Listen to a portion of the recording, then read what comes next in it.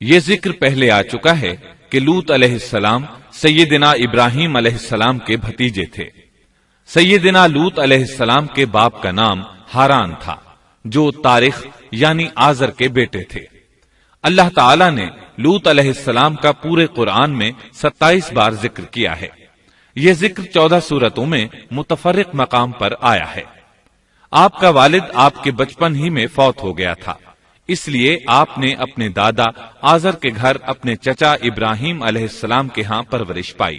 یہی وجہ ہے کہ ابراہیم علیہ السلام کو ان سے بے حد محبت تھی۔ جس وقت پوری قوم سیدنا ابراہیم علیہ السلام کے خلاف اٹھ کھڑی ہوئی اور انہیں آگ میں ڈالا گیا، اس کٹھن وقت میں صرف لوط علیہ السلام ہی وہ شخصیت تھے جو آپ پر ایمان لا چکے تھے، جیسا کہ اللہ تعالی نے فرمایا، ان پر لوط ایمان لے آئے۔ پھر جب ابراہیم علیہ السلام نے ہجرت کی تو لوط علیہ السلام نے بھی ان کے ساتھ ہجرت کی۔ اللہ تعالی فرماتے ہیں، اور کہنے لگے کہ میں اپنے رب کی طرف ہجرت کرنے والا ہوں، وہ بڑا ہی غالب اور حکیم ہے۔ اس سے پہلے ہم ذکر کر آئے ہیں کہ جب ابراہیم علیہ السلام مصر سے فلسطین واپس چلے گئے تو آپ نے اپنے بھتیجے لوط کو سدوم بستی کی طرف بھیج دیا۔ یہ بحر مردار کے پاس ایک بستی تھی، تجارتی مرکز اور مسافروں کے لیے آرام کی جگہ تھی۔ یہ ایک کافر قوم تھی، ان میں ایک بھی مومن نہیں تھا۔ اللہ تعالی فرماتے ہیں، پس جتنے ایماندار وہاں تھے ہم نے انہیں نکال لیا، اور ہم نے وہاں مسلمانوں کا صرف ایک ہی گھر پایا۔ یہ سب لوگ کافر تھے، لوگوں میں سب سے زیادہ فاسق اور فاجر تھے۔ ان لوگوں نے ایسی برائیاں ایجاد کی کہ ان سے پہلے کائنات میں کسی نے نہ کی تھیں۔ چنانچہ اللہ فرماتے ہیں، جب لوط نے اپنی قوم سے کہا تم ایسی فحاشی اور بے حیائی کا ارتکاب کرتے ہو جو جہانوں میں تم سے پہلے کسی شخص نے نہیں کی۔ پھر اللہ فرماتے ہیں، کیا تم عورتوں کو چھوڑ کر مردوں سے حاجت پوری کرتے ہو، بلکہ تم حد سے بڑھنے والی قوم ہو۔ اس کام یعنی اغلام بازی اور جنسی بے راہ روی کو قوم لوط نے شروع کیا، لیکن بعض کہتے ہیں یہ تو فطری چیز ہے اور بعض کہتے ہیں یہ جنات سے شروع ہوئی۔ بہرحال یہ فسق و فجور اور گھناؤنا جرم اسی قوم سے شروع ہوا۔ فرشتوں کی زبانی اللہ تعالی نے فرمایا، فرشتوں نے کہا کہ ہم گناہگار قوم کی طرف بھیجے گئے ہیں۔ پھر کہنے لگے، مگر خاندان لوط کہ ہم ان سب کو تو ضرور بچا لیں گے، سوائے اس کی بیوی کے کہ ہم نے اسے رکنے اور باقی رہ جانے والوں میں مقرر کر دیا ہے۔ اسی طرح لوط علیہ السلام نے ان سے کہا، کیا تم جہان والوں میں سے مردوں کے ساتھ شہوت رانی کرتے ہو، اور تمہاری جن عورتوں کو اللہ نے تمہارا جوڑ بنایا ہے ان کو چھوڑ دیتے ہو، بلکہ تم ہو ہی حد سے گزر جانے والے۔ اللہ تعالی نے قرآن میں کتنے ہی مقامات پر اس گناہ کی برائی اور قباحت بیان فرمائی ہے، اس لیے کہ یہ نہایت سنگین اور گھناؤنا جرم ہے۔ اللہ تعالی فرماتے ہیں، اور لوط کا ذکر کر جبکہ اس نے اپنی قوم سے کہا کہ کیا باوجود دیکھنے بھالنے کے پھر بھی تم بدکاری کرتے ہو؟ یہ کیا بات ہے کہ تم عورتوں کو چھوڑ کر مردوں کے پاس شہوت سے آتے ہو؟ حق یہ ہے کہ تم بڑی ہی نادانی کر رہے ہو۔ اللہ تعالی نے اس قوم کی قبیح خصلتوں کا جتنا ذکر کیا ہے کسی اور قوم کا نہیں کیا۔ انہیں کافر، مجرم، جاہل اور حد سے بڑھنے والا کہا گیا، کہیں فضول خرچی کرنے والے اور فاسق کہا گیا۔ یہ تمام برائیاں ان میں موجود تھیں۔ اللہ تعالی فرماتے ہیں، اور لوط کو یاد کرو جب انہوں نے اپنی قوم سے کہا تم ایسی فحاشی کرتے ہو کہ تم سے پہلے کسی جہاں والے نے نہیں کی۔ کیا تم مردوں کے پاس بدفعلی کے لیے آتے ہو اور راستوں میں ڈاکے ڈالتے ہو اور مجالس میں نہایت برے کام کرتے ہو؟ یہ لوگ اس قدر خبیث تھے کہ بھری مجلس میں برے برے کام کرتے تھے۔ مثلا سب کی موجودگی میں زوردار آواز کے ساتھ ہوا خارج کرتے، پھر اپنی اس حرکت پر ہنستے۔ غرض یہ کہ برائی کی تمام تر صفات ان میں موجود تھیں۔ لوط علیہ السلام پھر بھی انہیں سمجھاتے رہے، لیکن وہ جھٹلاتے ہی رہے۔ اللہ تعالی فرماتے ہیں، قوم لوط نے پیغمبروں کو جھٹلایا جبکہ ان کے بھائی لوط نے ان سے کہا کہ تم اللہ کا خوف نہیں رکھتے۔ میں بلا شبہ تمہاری طرف امانت والا پیغمبر ہوں، البتہ اللہ سے ڈرو اور میری اطاعت کرو، اور اس کام پر میں تم سے کوئی اجرت اور مزدوری نہیں چاہتا۔ मेरा अज्र तो सिर्फ और सिर्फ जहानों को पालने वाले के जिम्मे है। अंबिया का मिशन ही ये होता है कि तबलीग करते रहें। लिहाजा लूत अलैहिस्सलाम दावत देते रहे, लेकिन दावत के नतीजे में कौम का रद्द अमल क्या था, अल्लाह ने इसका भी जिक्र किया है। फरमाया, बस उसकी कौम का जवाब यही होता कि अल्लाह का अजाब ले आ अगर तू सच्चा है। इस्लाम दुश्मन और काफिर कौमों का जवाब यही होता है। कौम आद और कौम समूद ने भी यही जवाब दिया था। दूसरी आयत में है, लूत ने उन्हें हमारी पकड़ से डराया, यानी उन्होंने कहा, ए कौम, अल्लाह की पकड़ से और अजाब से बच जाओ, मोहतात हो जाओ। उसकी लाठी बेआवाज है, लेकिन वो डराने वालों से भी झगड़ते ही रहे। एक और आयत में अल्लाह फरमाते हैं, और उनकी कौम से कोई जवाब न बन पड़ा बजुज इसके कि आपस में कहने लगे कि इन लोगों को अपनी बस्ती से निकाल दो, ये पाकबाज बनने की कोशिश करते हैं। चूंकि ये सब के सब लोग फहाशी, उरियानी, बेहयाई, बेगैरती, फिस्क व फुजूर और बदकारी में मसरूफ थे, इनके नजदीक पाकीज़गी इख्तियार करना बेमाना काम बन चुका था। लूत अलैहिस्सलाम और उनकी बेटियों के अलावा कोई शख्स पाक न था। सब के सब गिलाजत में डूबे हुए थे। चुनाचे उन्होंने लूत अलैहिस्सलाम को अपनी बस्ती से निकाल बाहर करने का फैसला किया। कहने लगे, ए लूत, अगर तू अपने इस वाजो नसीहत से बाज ना आया तो जरूर तुझे निकाल दिया जाएगा। इस पर लूत ने फरमाया, मैं भी तुम्हारे इस घिनावने अमल से बेजार हो चुका हूं। चुनाचे लूत अलैहिस्सलाम उस मौके पर वहां से निकल आए और अपने रब से यूं दुआगो हुए, ऐ मेरे परवरदिगार, मुझे और मेरे अहल को इनके अमल से बचा ले और नजात अता फरमा। कितनी ही आयात में है कि इन लोगों ने लूत अलैहिस्सलाम को बस्ती से निकालने का अज़्म कर रखा था, और लूत अलैहिस्सलाम इस पूरी बस्ती में बेयारो मददगार थे। वहां उनका कोई खानदान तो था नहीं, लिहाजा घर में ही बैठे रहे, दुआ करते रहे, ऐ परवरदिगार, इस फसादी कौम के खिलाफ मेरी मदद फरमा। इस दुआ से इस कौम की एक और खसलत मालूम हुई, और वो ये कि वो फसादी भी थे। सो अल्लाह ने दुआ कबूल फरमाई, फरिश्ते भेजे, जिब्राइल, मीकाइल और मलकुल मौत, और बाज रिवायात के मुताबिक इसराफील को भी इनके साथ भेजा गया। वो सबसे पहले इब्राहिम अलैहिस्सलाम के पास आए ताकि उन्हें इसहाक अलैहिस्सलाम की बिशारत दें। आखिरकार यहां से फरिश्तों ने सदूम का रुख किया। ये फरिश्ते वहां नौजवान लड़कों की सूरत में पहुंचे, उनकी टोलियों के पास से गुजरे ताकि उन्हें आजमा लिया जाए, उन पर हुज्जत कायम हो जाए। मतलब ये कि अल्लाह ताला ने फरिश्तों से कहा था कि उन लोगों को उस वक्त तक हलाक न करना जब तक कि उनके नबी को उन पर इल्जाम लगाते न देख लो। चुनाचे ये फरिश्ते नौजवान और खूबरू लड़कों की सूरत में बस्ती के किनारे पहुंच गए। लूत अलैहिस्सलाम की एक बेटी बस्ती से बाहर किनारे पर रहती थी। जब उसने उन्हें देखा तो डर गई। उसने सोचा, हमारी कौम के लोगों ने अगर इन्हें देख लिया तो जरूर इनसे बुराई करके रहेंगे। इसलिए वो अपने वालिद लूत अलैहिस्सलाम की तरफ दौड़ी। उनके पास पहुंचकर कहने लगी, मैंने चंद नौजवान लड़कों को देखा है और मैं उनके बारे में खौफजदा हूं। लूत अलैहिस्सलाम जल्दी से उनकी तरफ आए, उनसे पूछा, आप कैसे आए हैं? उन्होंने बताया, हम आपके मेहमान हैं। लूत अलैहिस्सलाम चाहते थे उन्हें बाहर ही से दूसरी तरफ रवाना कर दें, लेकिन जब उन्होंने कहा कि हम मेहमान हैं तो वो उन्हें जाने के लिए न कह सके। चुनाचे उनसे बोले, अल्लाह की कसम, जमीन की पुष्ट पर इससे खबीस और गंदी कौम हमने नहीं देखी और न ही किसी के बारे में ऐसा मालूम हुआ।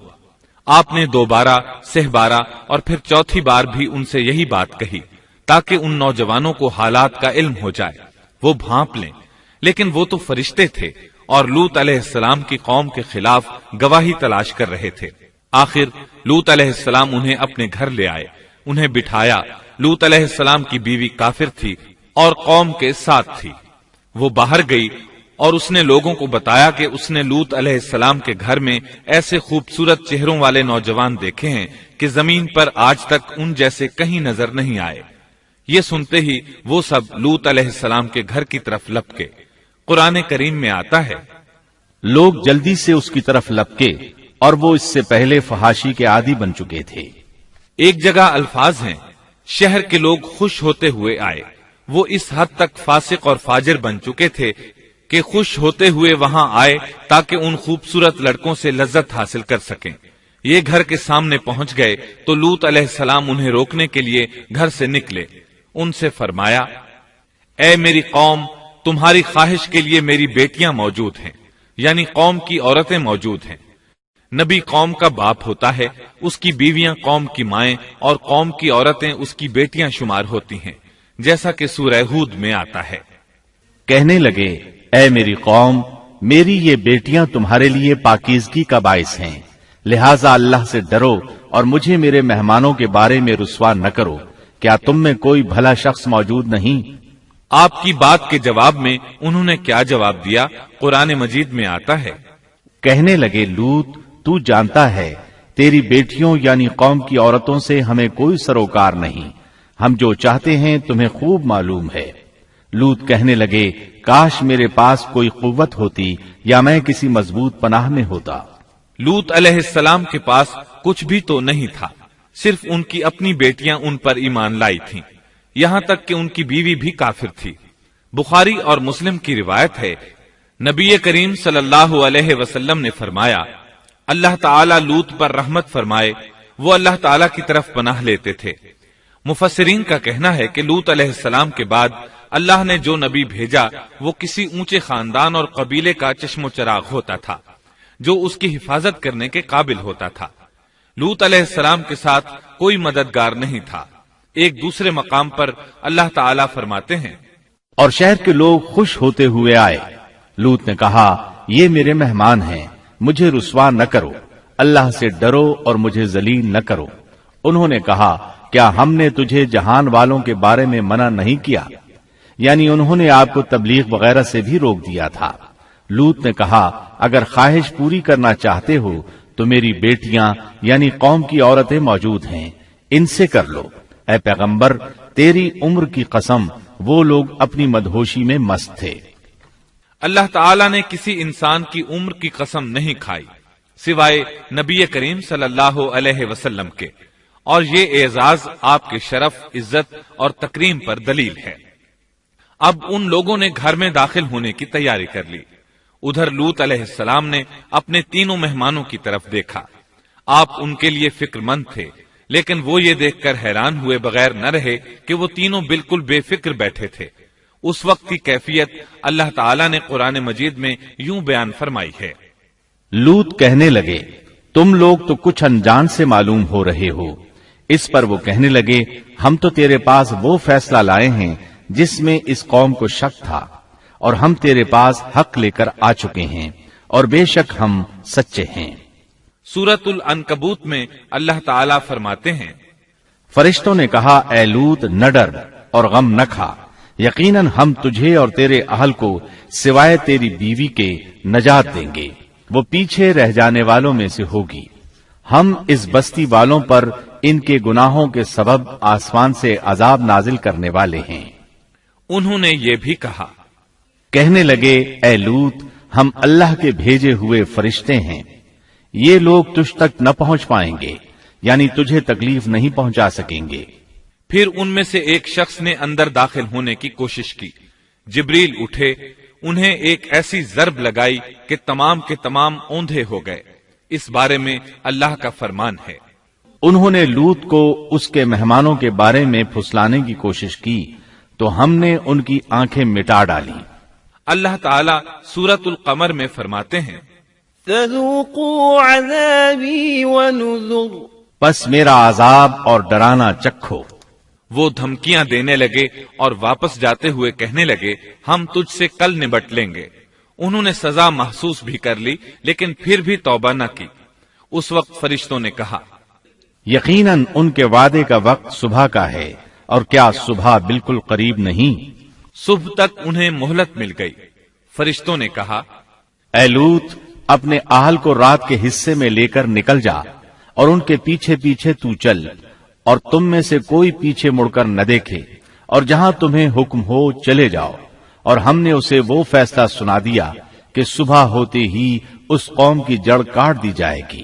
اسی طرح اللہ تعالیٰ سورۃ الشعراء آیت 170 اور 171 میں فرماتے ہیں، ہم نے اسے اور اس کے تمام اہل کو نجات دی سوائے اس کی بیوی کے جو پیچھے رہنے والوں میں سے تھی۔ سورۃ القمر میں اللہ تعالیٰ فرماتے ہیں، تمام ہلاک ہو گئے سوائے لوط کی آل کے، انہیں ہم نے صبح سحری کے وقت یعنی رات کے آخری حصے میں نجات دی، یہ ہمارا احسان تھا اور اسی طرح ہم شکر گزاروں کو بدلہ دیتے ہیں۔ چنانچہ لوط علیہ السلام نکل کھڑے ہوئے، ان کے ساتھ ان کی صرف 2 بیٹیاں تھیں، وہ بستی سے نکل گئے، پھر صبح ہوئی، روشنی پھیلنے لگی تو عذاب آ گیا، اور صبح سویرے ہی انہیں ٹھہرنے والے عذاب نے آ لیا، پس تم میرے عذاب اور ڈرانے کا مزہ چکھو۔ یہ عذاب کیسا تھا؟ جبریل علیہ السلام آئے، اپنا پر زمین کے نیچے داخل کیا، اس مکمل بستی کو اکھیڑا اور آسمان کی طرف اٹھا کر لے گئے۔ کہا جاتا ہے کہ فرشتوں نے اس بستی کے مرغوں کی اذان اور کتوں کے بھونکنے کی آوازیں سنی اور لوگوں نے فرشتوں کی تسبیح سن لی۔ جبریل علیہ السلام نے ایک چیخ ماری، سب بجھی ہوئی آگ کی طرح ہو گئے، پھر مکمل بستی کو پکڑ کر الٹا دیا، ہر ایک کے لیے آسمان میں پتھر تیار تھا، بہرحال اس کو زمین پر دے مارا۔ اللہ تعالیٰ سورہ ہود میں فرماتے ہیں، پس جب ہمارا حکم آیا تو ہم نے اس کا اوپر والا حصہ نیچے کیا اور ان پر کنکریلے پتھر برسائے جو تہ بتہ تھے، تیرے رب کی طرف سے نشاندار تھے اور وہ ان ظالموں سے کچھ دور نہیں تھے۔ سورۃ الحجر میں اللہ فرماتے ہیں، روشنی ہوتے ہی انہیں بڑے زور کی چیخ نے پکڑ لیا، پھر ہم نے اس کا بلند حصہ نیچے کیا اور ان پر کنکر والے پتھر برسائے۔ سورۃ الشعراء میں اللہ فرماتے ہیں، اور ہم نے ان پر ایک خاص قسم کا می برسایا، پس بہت ہی برا می تھا جو ڈرائے گئے ہوئے لوگوں پر برسا۔ یہ ماجرا بھی سراسر عبرت ہے، ان میں سے بھی اکثر مسلمان نہ تھے۔ بے شک تیرا پروردگار وہی ہے غلبے والا، مہربانی والا۔ سورۃ النجم میں اللہ فرماتے ہیں، اور اس نے الٹائی ہوئی بستیاں گرا دی، پھر ان کو اس چیز سے ڈھانپا جس سے بھی ڈھانپا، مطلب یہ کہ ان پر پتھروں کی بارش برسائی، پس تم اپنے رب کی کون کون سی نعمتوں میں جھگڑو گے۔ یہ شخص بھی پہلے ڈرانے والوں کی طرح ایک ڈرانے والا ہے۔ اس طرح یہ بستی سدوم باہر مردار کے علاقے میں تہس نہس ہو گئی اور اس کے آثار و نشانات قیامت تک کے لیے چھوڑ دیے گئے ہیں۔ ان نشانات کو اسی لیے باقی چھوڑا گیا ہے کہ سارا جہان ان کو دیکھ کر عبرت پکڑے، فحاشیوں سے باز آ جائے، خاص طور پر سب سے بڑی فحاشی جو قوم لوط کا عمل تھا اس سے باز آ جائیں۔ سیدنا لوط علیہ السلام کے اس قصے میں قرآن حکیم اور احادیث نبوی سے یہ بات ثابت ہوتی ہے کہ سیدنا لوط علیہ السلام جس قوم کی طرف مبعوث کیے گئے تھے وہ قوم اخلاق کے اعتبار سے بالکل ختم ہو چکی تھی اور اب اس کی اصلاح ناممکن ہو چکی تھی۔ اس قوم نے اپنے جرم کو جرم بھی نہیں سمجھا تھا، عام مقامات پر اعلانیہ بے حیائی کرنا ان کا مشغلہ تھا۔ یہ ایسا عمل تھا جس کی ماضی میں کوئی نظیر نہیں ملتی۔ مردوں کا مردوں سے اختلاط اور عورتوں کا عورتوں سے، یہ ایسا فعل تھا جو جنگل کے وحشی جانور بھی نہیں کرتے۔ یہی وجہ تھی کہ یہ قوم اپنے میں سے کچھ نیک لوگوں کو بھی برداشت نہیں کرتی تھی، وہ انہیں نیکی اور شرافت کی دعوت دیتے تھے، اسی لیے وہ ان کے سخت مخالف ہو گئے تھے۔ قرآن کریم نے اس قوم کے 3 بڑے جرائم کا ذکر کیا ہے، یہ کہ تم مردوں سے بدفعلی کرتے ہو، مسافروں کو لوٹ لیتے ہو، عام مجلسوں میں اعلانیہ فحاشی کرتے ہو۔ ان 3 گناہوں میں سے سب سے پہلا گناہ بدترین گناہ تھا۔ یہ گناہ اس قوم سے پہلے کسی نے نہیں کیا تھا، گویا وہ اس گناہ کو ایجاد کرنے والے تھے، اور یہ گناہ زنا سے بھی زیادہ شدید ہے۔ قرآن کریم اور احادیث کی روح سے اغلام بازی ایک بدترین گناہ ہے۔ احادیث میں اس گناہ کی مختلف سزائیں آئی ہیں۔ ایک روایت میں ہے کہ فاعل اور مفعول دونوں کو قتل کر دو۔ بستی سدوم عذاب کے نزول سے قبل کن حالات سے دوچار تھی، سورۃ الزاریات آیت 35 اور 36 میں یوں بیان ہوا ہے، پھر ہم نے ان سب لوگوں کو نکال لیا جو اس بستی میں مومن تھے، یعنی لوط علیہ السلام اور ان پر ایمان لانے والے. سو ہم نے اس بستی میں سوائے ایک گھر کے مسلمانوں کا کوئی گھر نہ پایا.